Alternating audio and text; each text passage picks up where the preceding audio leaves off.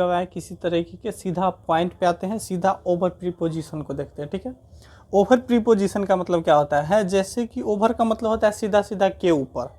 ठीक है, जो ओवर प्रीपोजिशन का मतलब होता है वो होता है के ऊपर। ठीक है, अब किस सेंस में होता है के ऊपर, कहाँ कहाँ पे होता है, एक एक इसके टाइप को देखेंगे, ज़्यादा नहीं है, 2-4 ही टाइप है, 4 टाइप से, और उसी को एक एक करके बारीकी से देखेंगे एग्जाम्पल के साथ, तभी जो है ओवर प्रीपोजिशन के ऊपर एग्जाम्पल के साथ जब समझेंगे तभी अच्छे तरीके से क्लियर हो जाएगा कि ओवर का मीनिंग क्या होता है। वैसे जनरल सेंस में होता है के ऊपर, ठीक है, लेकिन के ऊपर के अलावा भी इसके कई मीनिंग्स है जिसको एक एक करके बारीकी से देखेंगे। तो बिना किसी तरीके से टाइम गवाए वीडियो की शुरुआत करते हैं, यहीं से ओवर प्रीपोजिशन को देखते हैं। तो आइए सबसे पहले फर्स्ट नंबर में क्या है, जो इसका फर्स्ट मीनिंग होता है वो होता है ओवर। ठीक है, ये जो ओवर है, ओवर का मतलब जो फर्स्ट मीनिंग होता है वो तो जनरल सेंस में होता है के ऊपर, जनरल सेंस में होता है के ऊपर। ठीक है, तो फर्स्ट मीनिंग बोले या फिर जनरल सेंस तो के ऊपर, ओवर का मतलब के ऊपर यानी जनरल सेंस में। ठीक है, जैसे एग्जांपल है यहाँ पे, ये टाइप फर्स्ट है। ठीक है, यहाँ पे लिख दे रहे हैं टाइप, ये टाइप फर्स्ट है। ठीक, जैसे the fan is over my head. ठीक है, तो ऊपर कहने का मतलब है, ओवर का मतलब टच में नहीं होना चाहिए, मेरे पंखा जो है मेरे सिर के ऊपर है तो टच में नहीं होना चाहिए, पंखा टच में नहीं होना चाहिए। उसी वही है यहाँ पे, the fan is over my head, मेरे सिर के ऊपर, के ऊपर के सेंस में है, के ऊपर टाइप 1 जो है यहाँ पे लिख दे रहे हैं के ऊपर के सेंस में। किसके सेंस में, के ऊपर के सेंस में, तो यहाँ पे टच नहीं होना चाहिए। ठीक है, fan is over my head, तो हेड है यहाँ पे, ठीक है, माई हेड, इसके ऊपर, यहाँ पे ओवर का मतलब है के ऊपर, तो ओवर माई हेड, मेरे हेड के ऊपर, लेकिन टच में नहीं, नो टच, नो टच, स्पर्श नहीं करेगा, ऐसा समझो कि छूना नहीं चाहिए। क्या नहीं होना चाहिए, छुएगा नहीं। ठीक है, तो ओवर का छुएगा या किसी तरीके का नहीं, टच नहीं करेगा, ओवर के ऊपर टच नहीं करना चाहिए। ठीक है, उसी को बोलेंगे नोट, मतलब ओवर उसी सेंस में यूज करेंगे तभी। जैसे the fan is over my head, इसका हिंदी में लिखे तो जो पंखा है,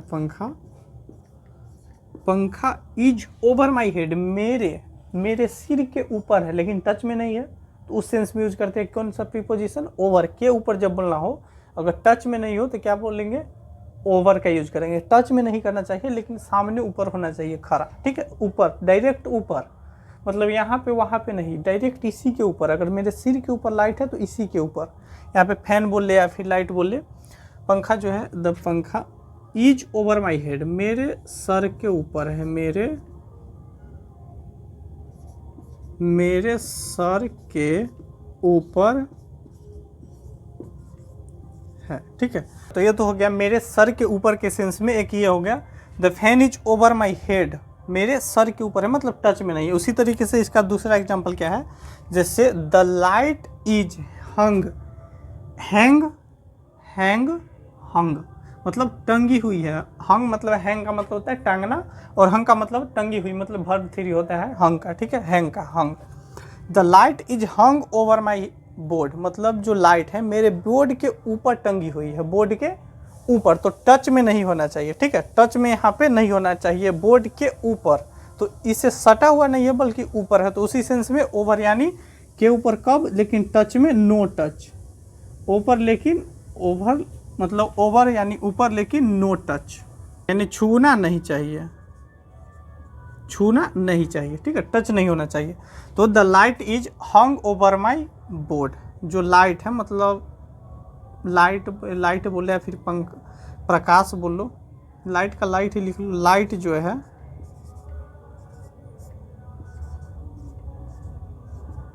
लाइट मेरे बोर्ड के ऊपर टंगी हुई है, बोर्ड के मतलब जो भी बोर्ड है, बोर्ड के ऊपर टंगी है या फिर टंगी हुई है, मेरे बोर्ड के ऊपर टंगी हुई है, लेकिन बोर्ड के टच में नहीं है, तो ऊपर के सेंस में ओवर यानी क्या है, the fan is over my head, मतलब फैन जो है, पंखा, वो मेरे सिर के ऊपर है, टच में नहीं है। ठीक है, ऊपर के सेंस में। The light is hung over my head, sorry board, मतलब बोर्ड के ऊपर लाइट टंगी हुई है तो हंग हो गया। यहाँ पे सेंस वही है, के ऊपर, टच में नहीं।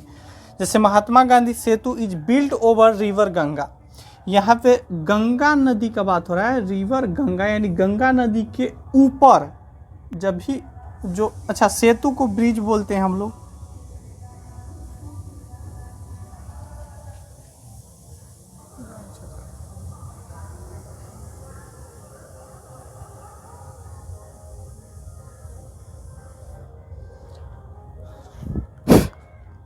ठीक है, the Mahatma Gandhi Setu is built, build मतलब होता है बनाना, ठीक है, बिल्ड का मतलब होता है बनाना, बिल्ट मतलब V3 है, बिल्ट V2 और V3 है, बिल्ड मतलब बना होना। तो Mahatma Gandhi Setu is built over river Ganga, मतलब गंगा नदी के ऊपर, टच में, पानी के, पानी है, पानी के ऊपर तो टच में रहेगा नहीं, टच में नहीं होगा तो उसी सेंस में है, गंगा नदी के ऊपर, बिल्ट मतलब बनी हुई है, कौन बोल, महात्मा गांधी सेतु। इसका हिंदी वही होता है, सेतु को इंग्लिश में ब्रिज बोलते हैं, ठीक है, लेकिन उसका नाम है महात्मा गांधी सेतु या फिर महात्मा गांधी ब्रिज बोल सकते हैं। तो सेतु का मतलब वही होता है ब्रिज, ठीक है, इसका हिंदी वही लिख सकते हैं हम लोग, महात्मा गांधी, महात्मा गांधी सेतु, महात्मा गांधी सेतु गंगा नदी के ऊपर, ओवर मतलब ओवर रिवर गंगा यानी गंगा नदी के ऊपर, over river Ganga, over river Ganga, Ganga नदी के ऊपर, अंग्रेजी उल्टा होता है, ठीक है। तो सीज ओवर इट, अच्छा यहाँ पे है महात्मा गांधी सेतु गंगा नदी के ऊपर बनी हुई है, किस नदी के ऊपर, गंगा नदी के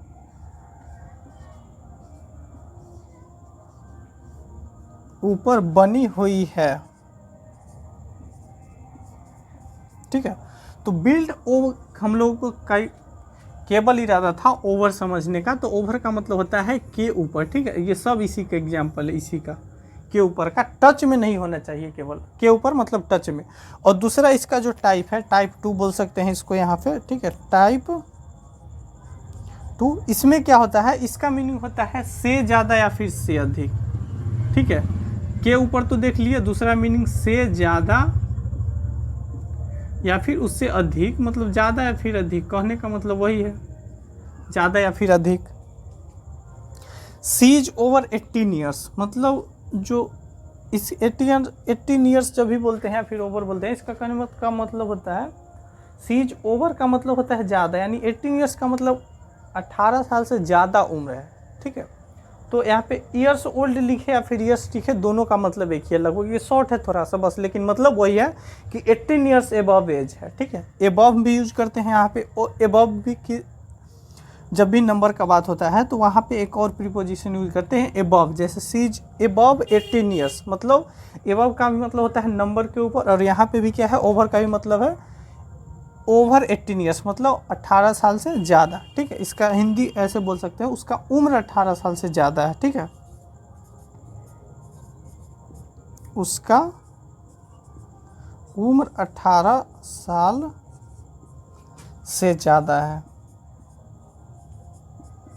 से ज़्यादा या फिर अधिक है,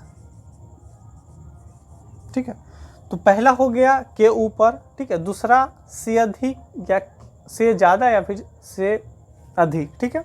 जैसे ओवर 1000 स्टूडेंट्स वर प्रोटेस्टिंग, ज़्यादा और मतलब से ज़्यादा या फिर के ज़्यादा या फिर से अधिक के सेंस में एक और एग्जाम्पल यहाँ पे क्या है, ओवर 1000 स्टूडेंट्स मतलब 1000 से ज़्यादा छात्र, 1000 स्टूडेंट 1000 से ज़्यादा, यहाँ पे ओवर यहाँ पे लगा हुआ है, 1000 से ज़्यादा या फिर 1000 से अधिक छात्र स्टूडेंट्स वर प्रोटेस्टिंग, मतलब विरोध कर रहे थे, किसी भी चीज़ के प्रोटेस्ट कर रहे थे मतलब विरोध या फिर प्रदर्शन कर रहे थे, ठीक है। तो ओवर 1000 स्टूडेंट्स वर प्रोटेस्टिंग मतलब 1000 से ज़्यादा, ऐसे बोल सकते हैं, हजार से ज़्यादा छात्र, ऐसे लिख लो 1000, यहाँ पे 1000 है तो एक कर लो, 1000 से ज़्यादा छात्र, स्टूडेंट्स मतलब छात्र,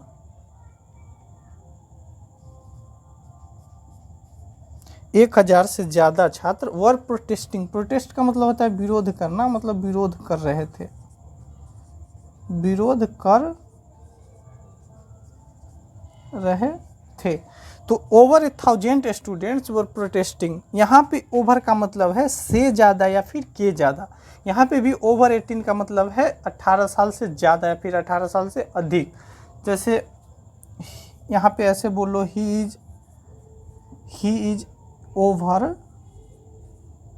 19 ईयर्स, मतलब 19 years, so he can fill up the application, मतलब ये फॉर्म या फिर एप्लीकेशन भर सकता है।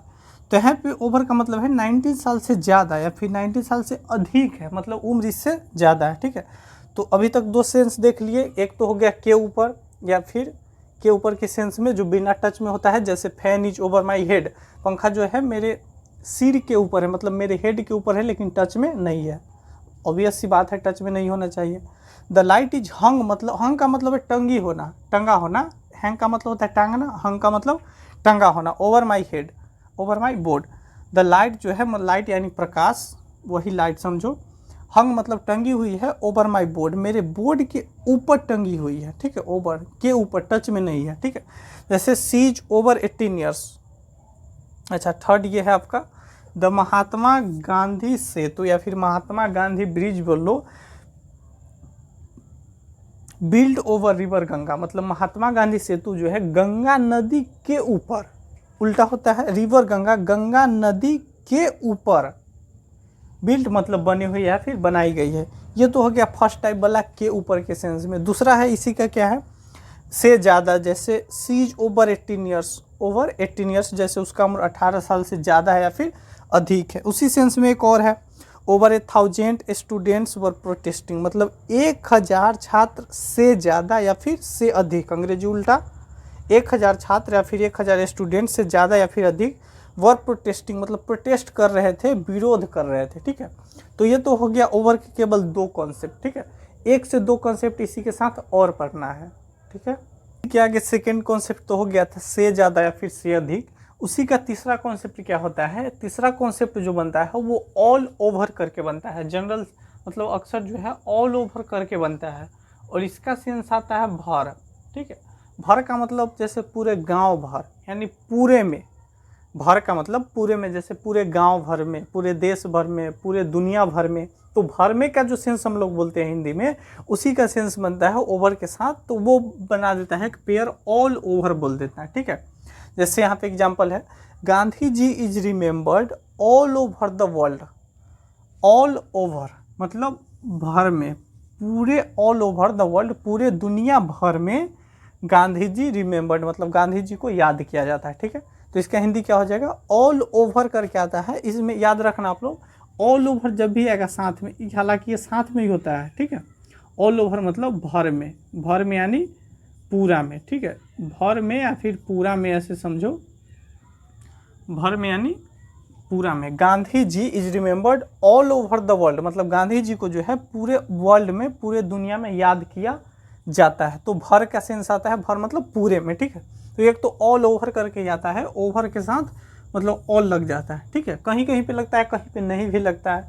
जैसे यहाँ पे फर्स्ट एग्जांपल का हिंदी क्या हो जाएगा, Gandhi ji is remembered all over मतलब पूरे दुनिया, ऑल ओवर द वर्ल्ड मतलब पूरे दुनिया भर में या फिर पूरी दुनिया में।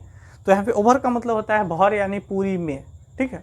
तो इसका हिंदी क्या हो जाएगा, आइए लिखते हैं, गांधी जी इज रिमेम्बर्ड मतलब गांधी जी को जो है, ऐसे लिख लो, गांधी जी को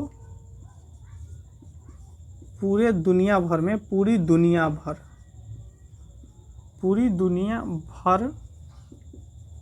में, पूरी दुनिया भर में। तो ये जो भर में का जो सेंस आता है ना, यही बनता है ऑल ओवर, पूरे दुनिया भर में। रिमेम्बर्ड मतलब याद किया जाता है, ठीक है, याद किया जाता है। तो ऑल ओवर का जो कॉन्सेप्ट है वो भर में होता है, मतलब पूरे में, ठीक है, भर में। ऑल ओवर द सिटी मतलब पूरे शहर में। The gas spread all over the gas spreaded all over the city, मतलब जो गैस थी पूरे सिटी यानी पूरे शहर में फैल गई। तो पूरे या फिर पूरे भर में बोलो, सेंस एक ही है लेकिन भर में जनरल बोलते हैं, तो हिंदी में थोड़ा इसका भर में करने में या फिर कहने में अच्छा लगता है बस।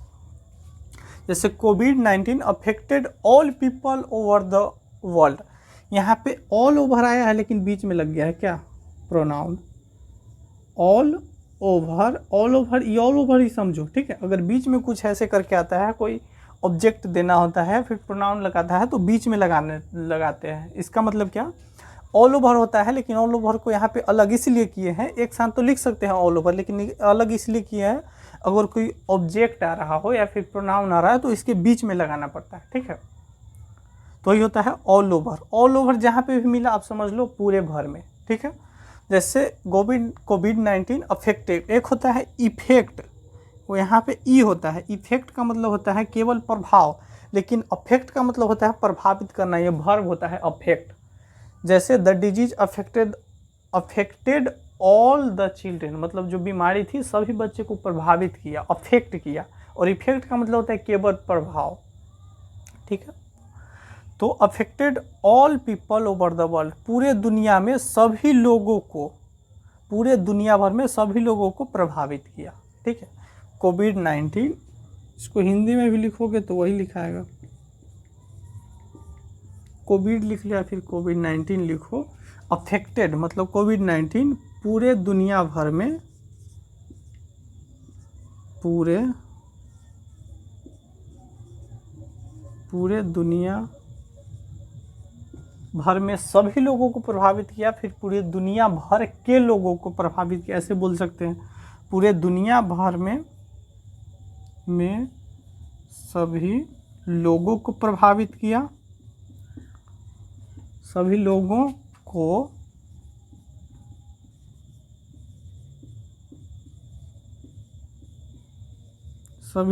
को प्रभावित किया, या फिर ऐसे लिख लो कोविड-19 पूरे दुनिया में, अच्छा पूरे दुनिया भर में सभी लोगों को प्रभावित किया, या फिर कोविड-19 सभी लोगों को पूरे दुनिया में, सभी लोगों को पूरे दुनिया भर में, सभी लोगों, ऑल पीपल सभी लोगों को ओवर द वर्ल्ड पूरे दुनिया भर में प्रभावित किया, ऐसे बोल सकते हैं, ठीक है। तो दोनों का सेंस ये किया है, मतलब पूरे भर में, ऑल ओवर द वर्ल्ड मतलब पूरे दुनिया भर में, ऑल ओवर द वर्ल्ड यहाँ पे भी है पूरे दुनिया भर में, यहाँ ऑल ओवर आवर कंट्री, ठीक है।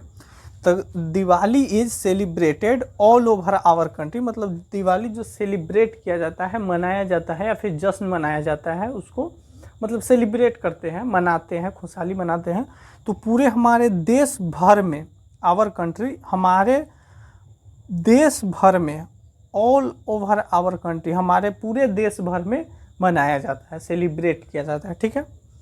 तो दिवाली इज सेलिब्रेटेड मतलब दिवाली या फिर दीपावली लिख लो, एक ही है, दिवाली हमारे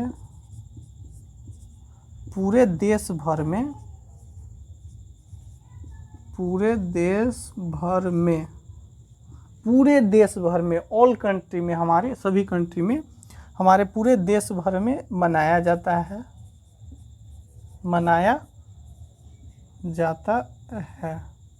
ठीक है। तो यहाँ पे सेलिब्रेट का मतलब होता है मनाना, कोई भी पर्व जब हम मनाते हैं तो उसी को बोलते हैं सेलिब्रेट। तो यहाँ पे क्या हो गया, Diwali is celebrated all over our country, Diwali जो है हमारे पूरे देश भर में, मतलब पूरे देश भर में, ऑल ओवर आवर कंट्री पूरे देश भर में क्या किया जाता है, मनाया जाता है, ठीक है। तो ऑल ओवर का कॉन्सेप्ट ये हो गया कि पूरे भर में, ठीक है। एक तो ए था के ऊपर, दूसरा से ज़्यादा या के ज़्यादा, तीसरा क्या हो गया ऑल ओवर मतलब पूरे भर में, ठीक है। इसका मेन कॉन्सेप्ट तीन ही है, और चौथा एक और आ जाता है पर के सेंस में, ठीक है। इमोशंस का मतलब होता है इमोशन मतलब भावना, इमोशंस भावना है, मतलब उससे अपनी ही भावनाओं पर नियंत्रण नहीं है, मतलब कंट्रोल नहीं है, ठीक है। उससे अपनी ही भावनाओं पे नियंत्रण नहीं है, फिर कंट्रोल नहीं है। She has no control over her emotions, तो यहाँ पे ओवर के लिए पर आ जाएगा, क्या हो जाएगा पर, जैसे उसे अपनी भावनाओं पे मतलब अपनी इमोशंस पे, उसे अपनी इमोशंस पर मतलब भावनाओं पर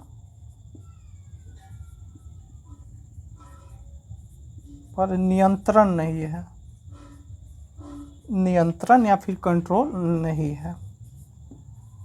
ठीक है, तो यहाँ पे ओवर के सेंस में आ गया पर, लेकिन पर ये ज़्यादा नहीं आता है, जनरल सेंस में नहीं, ये नहीं यूज किया जाता है ओवर का जो है, जनरल सेंस में नहीं, ये रेयरली कहीं कहीं पे देखने को मिलता है। ठीक है, ओवर हर इमोशन, ऐसे बोल लेना कि कंट्रोल ओवर होता है। ठीक है,